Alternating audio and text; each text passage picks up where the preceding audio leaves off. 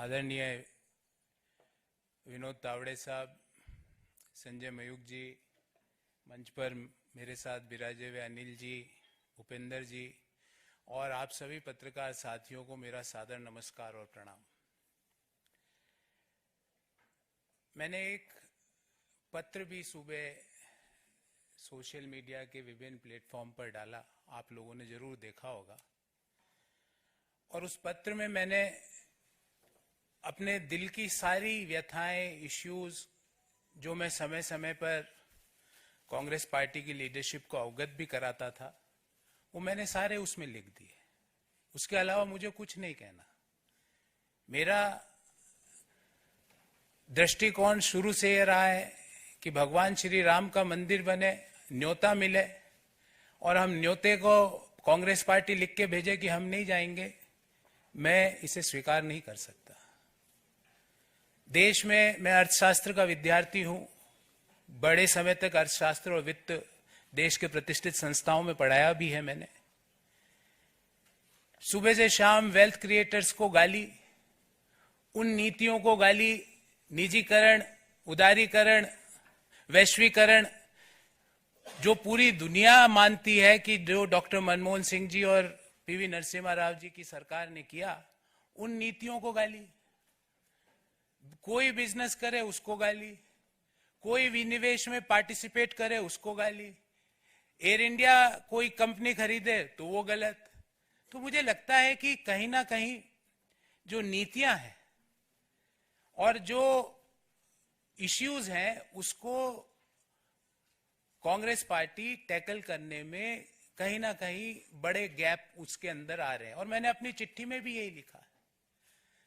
और मैंने प्रमुख कारण यह बताया कि मेरे में इतनी ताकत नहीं है कि मैं सुबह से शाम बैठकर वेल्थ क्रिएटर्स को गाली देता फिरूं, मैं नहीं दे सकता। मेरे में इतनी ताकत नहीं है कि जब सनातन धर्म के ऊपर सवाल उठाए और मैं चुपचाप बैठ जाऊं, मेरे से नहीं होगा। कांग्रेस पार्टी के नेताओं ने, कांग्रेस पार्टी के जो अलायंस पार्टनर्स हैं, उन्होंने सनातन धर्म के ऊपर बड़े बड़े प्रश्न उठाए, क्यों उसका जवाब नहीं दिया गया? एक इश्यू तो आप छोड़ नहीं सकते ना, उस इश्यू को तो आपको जवाब तो देना पड़ेगा। मैंने सारे विस्तार से ये सारी बातें इस चिट्ठी में लिखी है। मैं आदरणीय संजय मयूख जी से आग्रह करूंगा कि मेरी इस चिट्ठी की एक प्रति आपको जरूर दें, ताकि आपको पता लगे कि मेरा इश्यू बेस्ड रिजर्वेशंस क्या थे। और मैं महाभारत के इस छंद से अपने आप को हमेशा रेगुलेट और डायरेक्ट करता हूं, जो मैंने इस चिट्ठी में भी लिखा है। धर्म एवं हतो हंति धर्मो रक्षति रक्षित, तस्य धर्मो न हंतव्यो मा नो धर्मो हतो वधित। अर्थात धर्म के मामले में आप चुप्पी साध लो, जो गालियां दे रहे हैं सनातन को आप चुप्पी साध लेते हो, वेल्थ क्रिएटर्स को जो गाली दे रहा है आप चुप्पी साध लेते हो, और उल्टा गालियां दे रहे हो।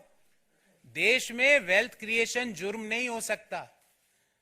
देश में जो नीतियां उदारीकरण की, निजीकरण की, वैश्वीकरण की नीतियां हैं, वो गलत नहीं हो सकती।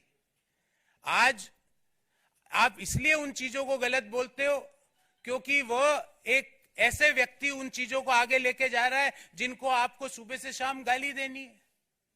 मैंने कम से कम 300-400 प्रेस वार्ताएं करी है साथियों, आपने भी कहीं ना कहीं मुझे जरूर देखा होगा।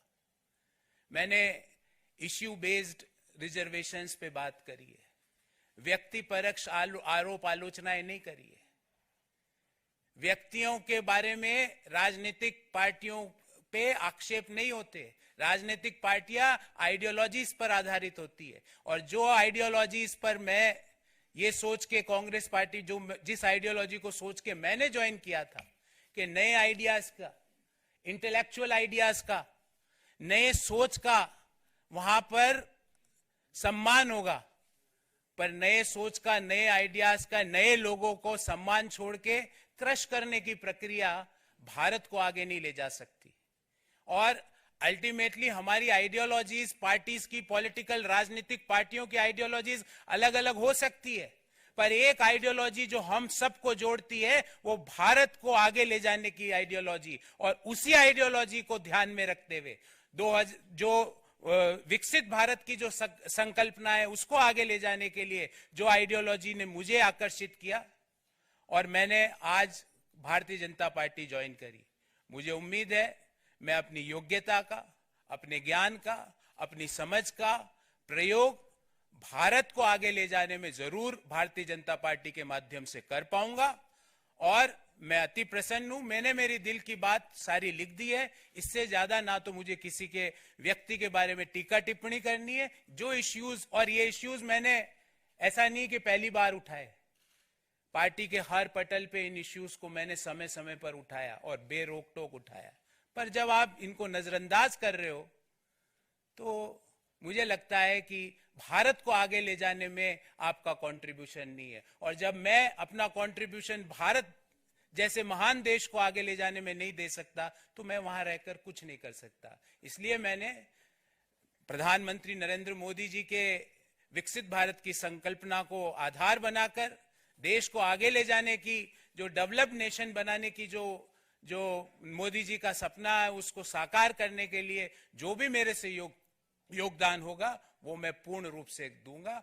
इससे ज्यादा मैं आज आपसे कुछ नहीं कहना चाहता। बहुत बहुत धन्यवाद, बहुत बहुत धन्यवाद तावड़े साहब, संजय जी और आप सभी लोगों को जिन्होंने मुझे ये अवसर दिया।